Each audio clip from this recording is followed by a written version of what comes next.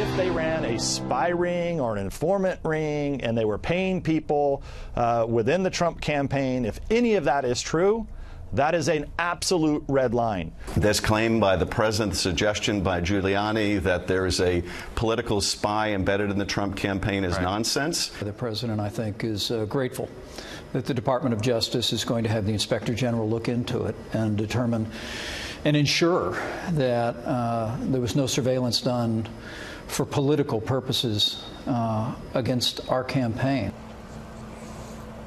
Well, this is the talk. What is the deal with this investigation? The president saying these reports of a spy and informant inside his campaign. He wants to get to the bottom of it. Today, meeting with the FBI director, the deputy attorney general, and the director of national intelligence, Dan Coats. We don't know exactly what was in that meeting, but we're told that he was talking about this. The DOJ put out a statement saying the department has asked the inspector general to expand the ongoing review of the FISA application process to include determining whether there was any impropriety or political motivation in how the FBI conducted its counterintelligence investigation of persons suspected of involvement with the Russian agents who interfered in the 2016 presidential election.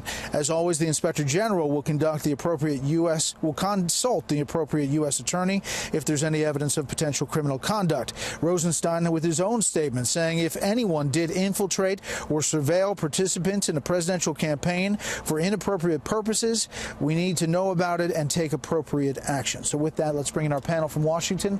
Jonah Goldberg, senior editor at National Review, A.B. Stoddard, associate editor at Real Clear Politics, and Katie Pavlich, news editor at townhall.com.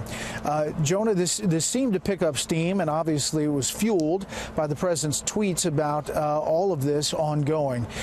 The fact that the Inspector General is now taking this, what do you think that tells us?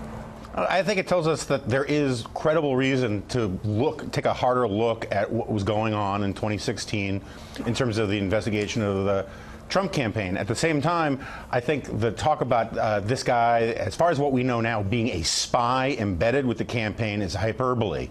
Having 3 conversations with people about their contacts with Russia that we know about is not an embedded spy. It is, maybe it's an informant, but it's not quite what people are making it out to be. I think the key word or the key phrase in Rosenstein's statement was for any inappropriate purpose.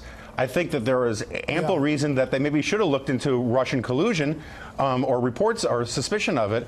But if there was other reasons why they were doing it, or if they were trying to undo or hurt President Trump, or if there was a reason to believe there was political motivation, that would be very bad, and it's worth looking into.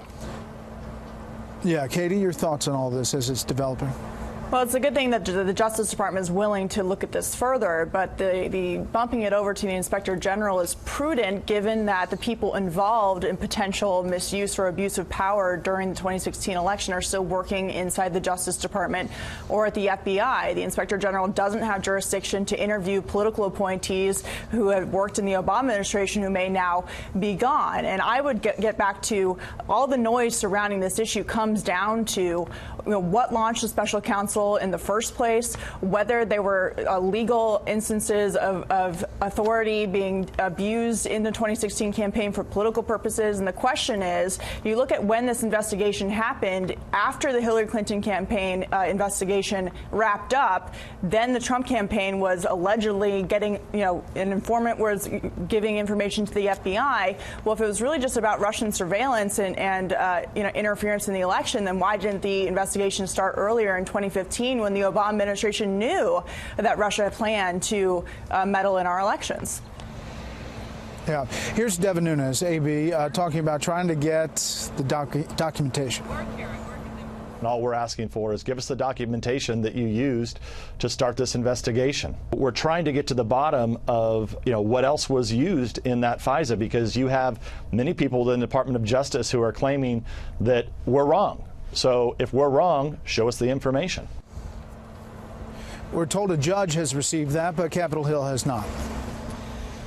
Well, Brett, this is a big battle about the separation of powers and what congressional investigators can do in their oversight roles to force documents from the Department of Justice, and which documents, after Rod Rosenstein has given many documents, he's resisting providing these with Republican members of the House on the Intel Committee. And basically, this is a struggle to define what is, within the purview of oversight and what is overreach. I've spoken to people who, have their concerns about how the FBI might have conducted the Hillary Clinton investigation, but still say you can't share raw intelligence from an investigation that could be provided to the witnesses. So today you had DNI, you had FBI, everyone huddling with President Trump. And Rudy Giuliani, who's on a PR campaign, demanding that he can't sit for an interview with the special counsel unless we know about other witnesses that were revealed in a New York Times story this weekend, who have met with John Jr. You can't demand that you be given information on a witness in exchange for talking to the special counsel. He says the meeting today, in which the demands for these documents is being made and reiterated by the president, he was doing that in his capacity not as a subject of the Mueller investigation, but as President of the United States, to make sure that Congress is getting what they need from the executive branch. So they're doing a really, really good job of muddying in this PR campaign what is and isn't allowed and what is and isn't appropriate.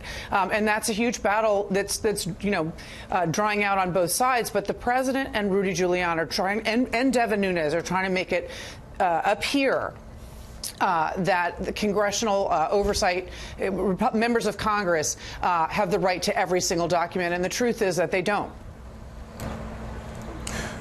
Okay. We will continue to follow, obviously, both sides of this investigation.